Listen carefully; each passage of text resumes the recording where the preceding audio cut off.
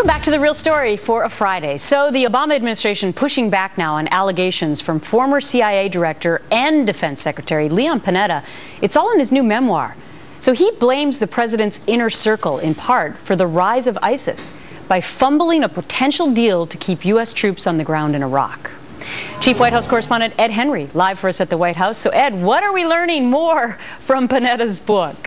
Well, Gretchen, the stakes are high because Leon Panetta is alleging in this book that because of missteps by the White House, ISIS could now have a safe haven inside Iraq, and as well as al-Qaeda eventually getting a safe haven again. So he's really raising the stakes about the terror threat. And what he's saying is that while the White House has repeatedly claimed that, look, the Iraqi Prime Minister Nouri al-Maliki would not give legal immunity to U.S. troops to stay behind in Iraq, and that's why the president says he didn't leave a residual force behind when he pulled all troops at the end of 2011. Panetta is saying that he and military leaders at the Pentagon were actually arguing that they had real leverage against Maliki, that they could have threatened to cut off U.S. aid to Iraq, and that would have forced Maliki to allow troops to stay behind with immunity. But Panetta says in the book, quote, "Those on our side of that argument viewed the White House as so eager to rid itself of Iraq that it was willing to withdraw rather than lock in arrangements that would preserve our influence and our interests."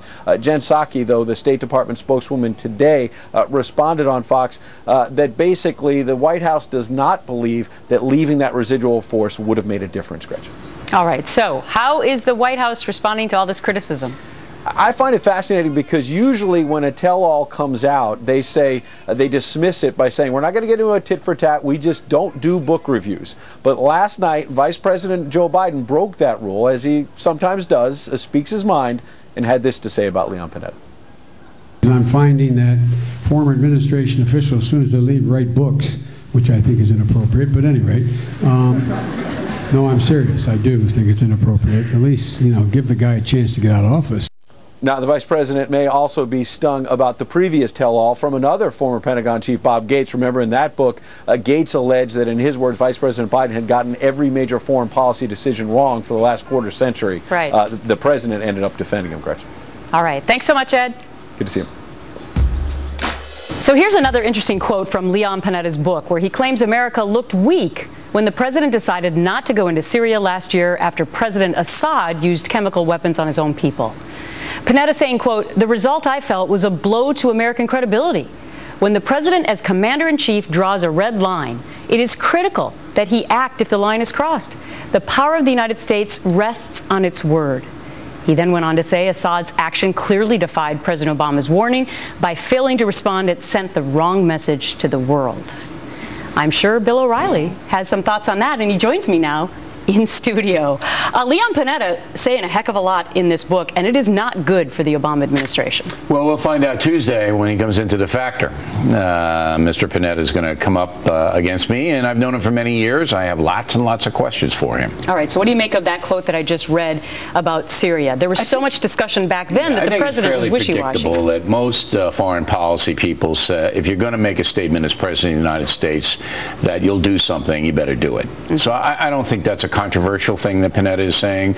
I think the president is conducting himself differently than past presidents have in this country, and I think everybody's just pointing that out. Mm-hmm. But what does it say about the credibility now, based on the situation that we find ourselves in that part of the world currently, with ISIS and Khorasan and terrorism alive and well?